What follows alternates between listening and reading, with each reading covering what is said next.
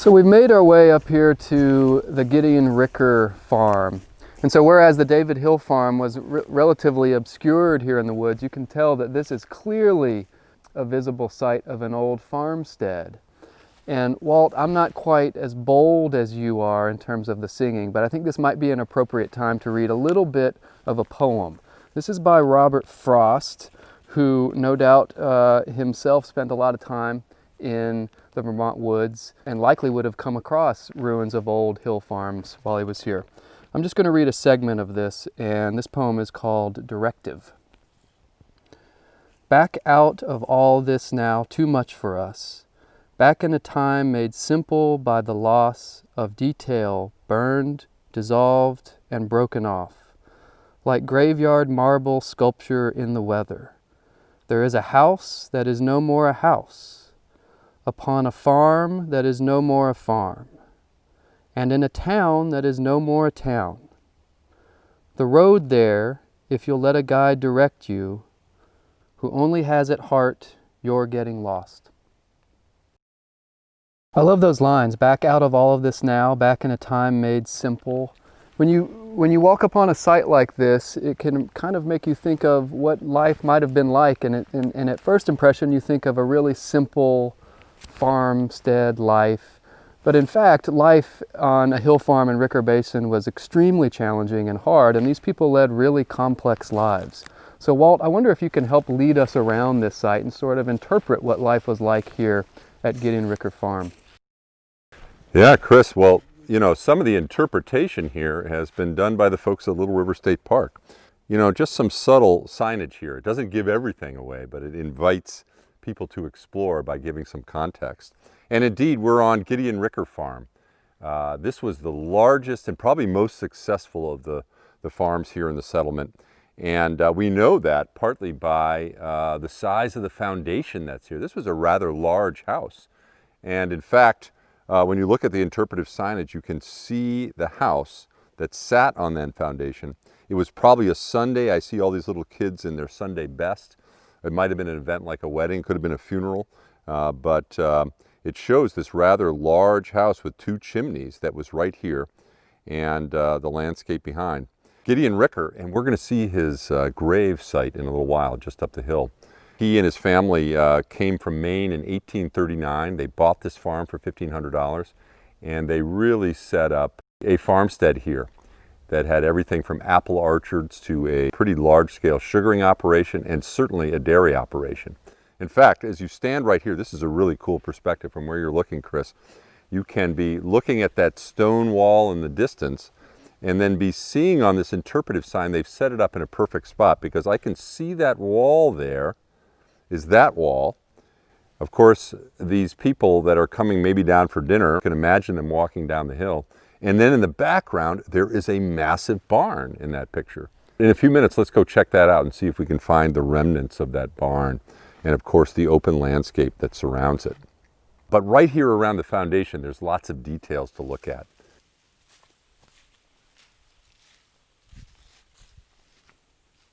Boy, this is a different kind of rock. This is not rock that was just gathered as glacial till. In fact, I can see the drill marks in here for when this rock was cut from a stone quarry that they used as part of the foundation. But what's really fascinating, not only do you have these drill marks, but you have these drip marks. You can see where the eaves of the roof probably hung down right up here and water was dripping off there and leaving their mark of rainfalls from, boy, could be 150 years ago. We know that this place was occupied really between the 1840 and into the 1925 or so before the place was bought out. What do you got over there, Chris? Yeah, there's a bunch of old farm implements over here. This looks like an old aerator here and just a bunch of old tools probably left over from the dairy operation, I'm guessing. Also a bunch of old weathered glass that people have collected around the farmstead and just piled up here. Some of this glass probably dates back to the time when Gideon Ricker was living here.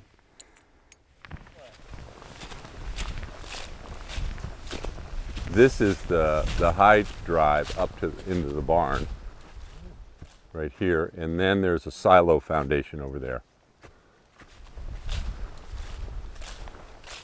All right, we've come up the hill from the house and we're really in the barnyard now. We don't see a barn here, but of course the folks at the park have put up an interpretive sign that shows the Gideon Ricker barn. It was a big barn. In fact, I'm looking at the foundation over here and it had an 84-foot spruce ridgepole that was a log cut from Ricker Mountain, which is right behind me. And that was used in the construction. And of course, it's built out of some incredible stones that were built into a wall, including the ramp that went up to the high drive to store the hay above the stanchions below where the cows were feeding and being milked. And if you look over this direction, actually there's a foundation of a silo. See that big circular area about 12 feet in diameter? This is where the grain was stored, of course, to feed the cows. So barn foundation, silo foundation, and then just the vegetation, which is really young, which shows that this farm was abandoned really back in the 20th century and not before that, because we see a lot of birch trees here as well, all mixed in. As we radiate out from the homestead itself and the barnyard, we get into the further reaches of the farm where both the pastures and the woodlot and the sugar bush, of course, was important on this farm.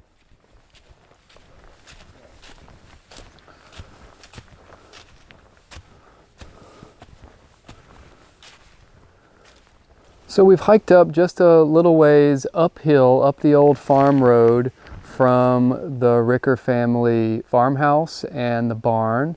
And this is the Ricker family burial plot. This is the old cemetery. You can find old cemeteries like this throughout the forests in Vermont. They're very common. If you look at this plot from the old road, you can tell that it looks like it's been built up. And our sort of hypothesis is that Gideon Ricker Sr., in identifying this spot, must have backfilled sand and soil to make it suitable for a burial plot, because the soil here is so rocky it would have been really hard to find a suitable spot for a cemetery. Another interesting thing that you'll see here is that the cemetery is surrounded by these northern white cedars, which otherwise would be relatively uncommon in these woods, but they were typically planted for symbolic reasons. Northern white cedars, otherwise known as arbor vitae, the tree of life, symbolically giving eternal life to the family members who were buried here.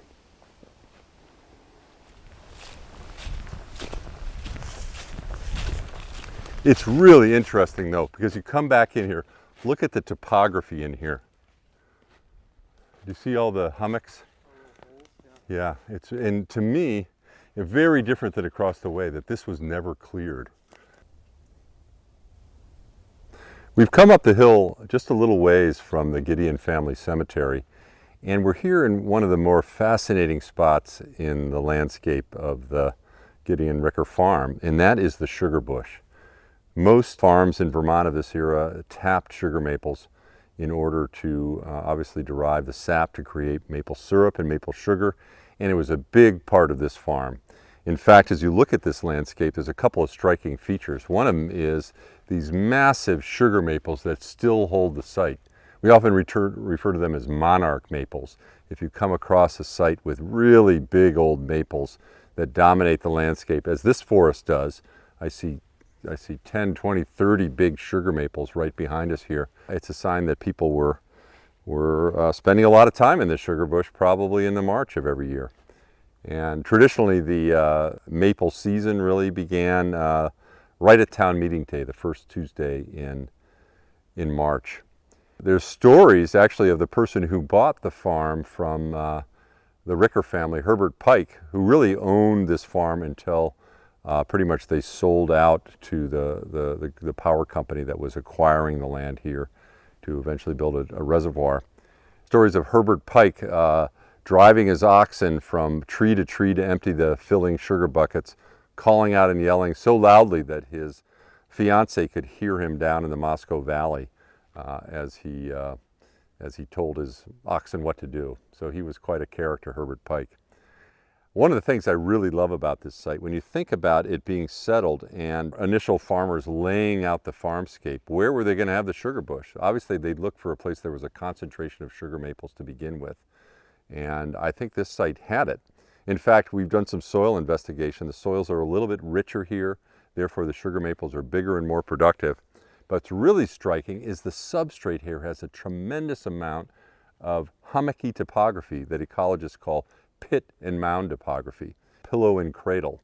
And it usually comes from really old forests where trees fall down and their roots rip out the soil and create both a depression and a pile next to it, or a pillow and a cradle. This forest really manifests that. So my hypothesis is that this forest was never cleared of trees, even during these early farming eras, because it was established as a spot where they were going to tap sugar maples. And it manifests that still in what we almost call old growth substrate, looking here. These trees are aging and they're getting near the end of their life. But what's pretty cool is that in the forested area here below, which was likely an open pasture, there are just all these young sugar maples coming up because the seed rain of these big monarch maples was carried down into this open field. And when it was abandoned agriculturally, a maple forest grew back.